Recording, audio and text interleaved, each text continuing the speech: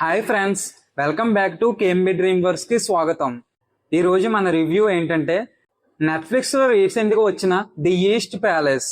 ఇది ఒక super hit Korean historical fantasy horror series. ఇక ఈ సిరీస్ తెలుగు ఆడియోలో కూడా స్ట్రీమ్ అవుతుంది. ఈ సిరీస్లో మొత్తం 8 ఎపిసోడ్లు ఉంటాయి. ఒక్కో ఎపిసోడ్ దాదాపు 45 నుంచి 60 నిమిషాల్లోనే ఉంటుంది. ఇంక ఈ సిరీస్ ఎలా ఉందంటే నాకైతే పర్వాలేదు అనిపించింది. మొదటి 3 ఎపిసోడ్లు చాలా బాగుంటాయి. 4-5 ఎపిసోడ్లు కొంచెం లాగ్ అనిపిస్తాయి, కానీ చివరి 3 ఎపిసోడ్లు మళ్ళీ అదిరిపోతాయి. ఓవరాల్గా మంచి సిరీస్ అని చెప్పచ్చు. ఇక స్టోరీ లైన్ ఏంటంటే రాజభవనంలో ఉండే యువరాజులు ఒక్కొక్కరుగా వింతైన పరిస్థితుల్లో చనిపోతారు. దీని వెనక ఒక భయంకరమైన శాపం మరియు దయ్యాలు ఏవో శక్తులు ఉన్నాయని రాజు గ్రహిస్తూ ఉంటాడు. ఆ శక్తుల నుండి తన రాజ్యవంశాన్ని కాపాడుకోవడానికి రాజు 2 వ్యక్తుల సాయం కోరుతాడు.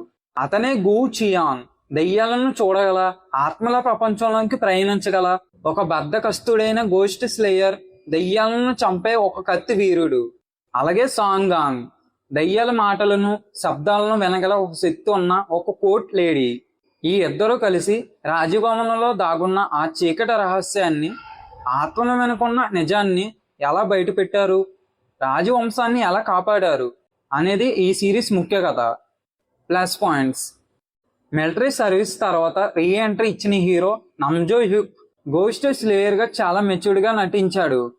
ఇక హీరోయిన్ రో యున్ సియో తన హావభావాలతో ఎమోషన్ సీన్స్తో ఆకట్టుకుంది. వీరిద్దరి మధ్య వచ్చే టామ్ అండ్ జెర్రీ లాంటి కాంబినేషన్ మరియు అండర్ కరెంట్ రొమాన్స్ సిరీస్కు పెద్ద అసెట్గా నిలిచింది. ఇక మనుషుల ప్రపంచానికి సమాంతరంగా ఉండే ఆత్మల ప్రపంచం కాన్సెప్ట్కి మరియు అందులో చూపించిన వింత జీవులు చాలా కొత్తగా ఉంటాయి. సిరీస్ విజువల్ ఎఫెక్ట్స్, సినిమాటోగ్రఫీ మరియు హర్రర్ అట్మాస్ఫియర్ టాప్ నాచ్గా ఉంటాయి.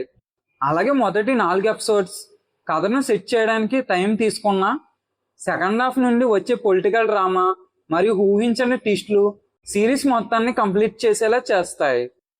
మైనస్ పాయింట్స్: మొత్తం కథను 8 ఎపిసోడ్లోనే ముగించాలనే తొందరలో చివరి ఎపిసోడ్లో కొన్ని కీలకమైన ప్లాట్ పాయింట్లు మరియు ఫ్లాష్ బ్యాక్ చాలా వేగంగా లాగేసినట్లు అనిపిస్తుంది.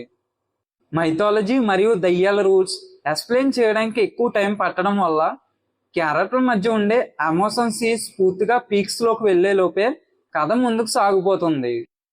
ఈ సిరీస్లో బ్యాక్గ్రౌండ్ స్కోర్ భయాన్ని, సస్పెన్స్ను బాగా ఎలివేట్ చేసింది. ఇక ఈ సిరీస్లో ఎలాంటి అడల్ట్ సీన్స్ లేవు. ఫ్యామిలీతో కలిసి హ్యాపీగా చూడొచ్చు. ఫైనల్గా నా ఒపీనియన్ వచ్చి, మీకు హిస్టారికల్ డ్రామా, గోస్ట్ హంటింగ్ మరియు ప్యాలెస్ కుట్రలు ఉన్న సిరీస్ ఇష్టమైతే ది ఈస్ట్ ప్యాలెస్ ఒక perfect one time watchable movie. So నా రేటింగ్ వచ్చి 2.75 అవుట్ ఆఫ్ 5. ఈ సిరీస్ మీరు ముందే చూసుంటే మీకు ఎలా అనిపించిందో కామెంట్లో చెప్పడం మర్చిపోకండి. వీడియో నచ్చితే లైక్ చేసి, షేర్ చేసి మరిన్ని అప్డేట్స్ కోసం మన ఛానల్ సబ్స్క్రైబ్ చేసుకోండి. Thank you for watching. Bye guys.